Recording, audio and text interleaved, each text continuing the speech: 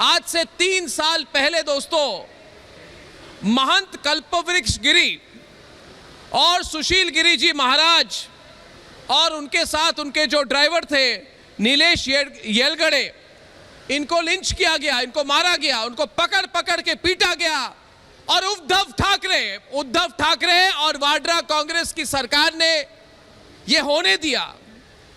आज से 1072 दिन पहले यह बात हुई और 1072 दिनों के लिए हम न्याय के लिए लड़ते रहे। हमने हर बार कहा कि सोनिया गांधी, एंटोनिया डी माइनो और उद्धव ठाकरे इस पर कुछ कहे, इस पर इन्वेस्टिगेशन कराए। मगर इन्वेस्टिगेशन तो छोड़िए, इन्होंने हमने आवाज उठाई, उन्होंने मुझ पर तेजाब एसिड अटैक करवाई, दबाव बनाने की कोशिश की। और जो उद्धव ठाकरे और सोनिया गांधी, एंटोनिया डी माइनो की सरकार थी, जो PIL थी सुप्रीम कोर्ट में, जिसने कहा कि सुप्रीम कोर्ट की मॉनिटर्ड प्रोब होनी चाहिए पालघर के केस में, इसका उन्होंने विरोध किया। उन्होंने कहा ऐसी कोई इन्वेस्टिगेशन होने की जरूरत नहीं है। और तभी मुझे लगा था कि कुछ ना कुछ तो इस पूरे मामले में है, कुछ ना कुछ तो ये छुपाना चाहते हैं, नहीं तो कवर अप करने की कोशिश क्यों कर रहे हैं। और जुडिशियल स्क्रूटिनी जो न्यायिक प्रक्रिया होती है, न्यायिक प्रक्रिया के तहत इसकी इन्वेस्टिगेशन होनी चाहिए थी। तो उद्धव ठाकरे और एंटोनिया डी माइनो की सरकार ने इसका विरोध क्यों किया। दूसरी बात यह है कि 1 महीने तक इन्होंने स्टेटस रिपोर्ट फाइल नहीं की। पूरी जो केस की ट्रांसफर थी CBI को, इसको किसी तरह से इसको डिले करने की कोशिश की।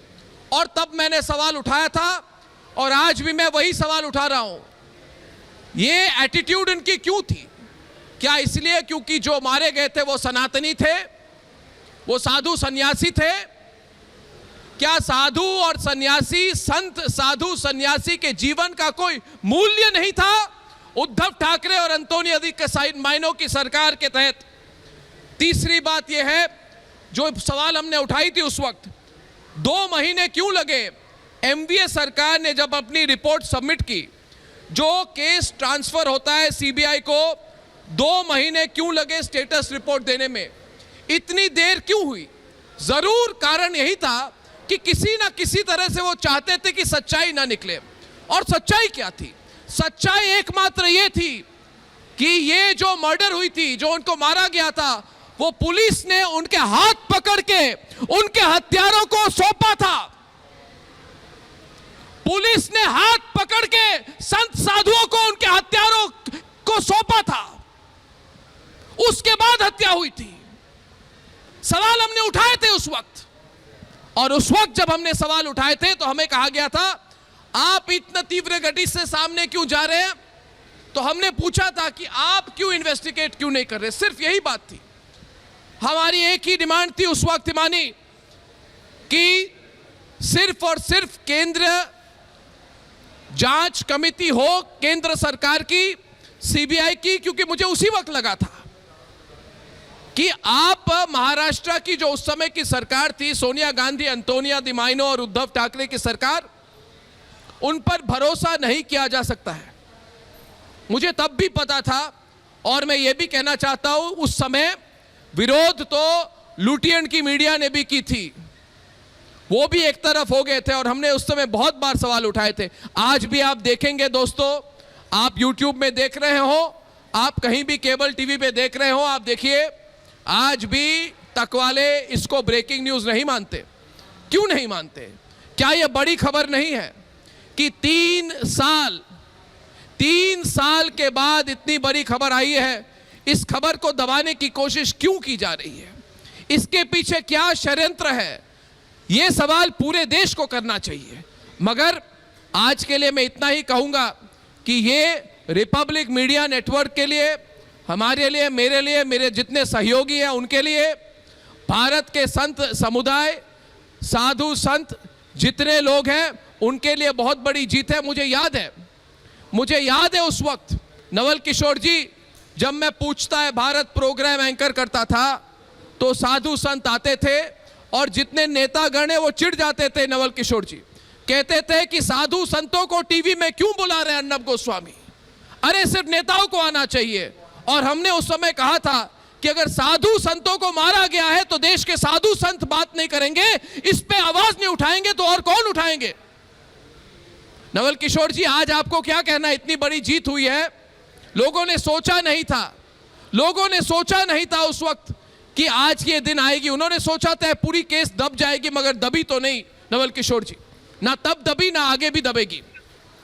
अर्नब जी, कल आज दुर्गा अष्टमी है, कल रामनवमी है।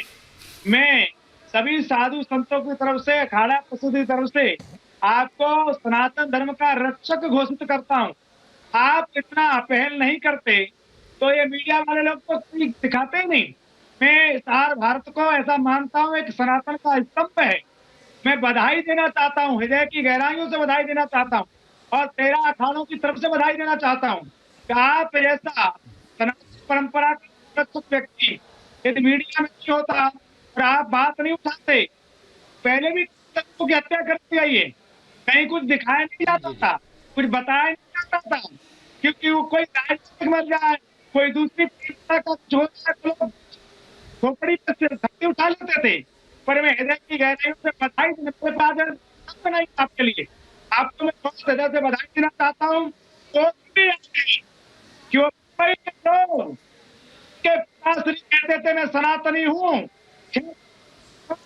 थे उनकी तथाकथित संतान जम्मू थे।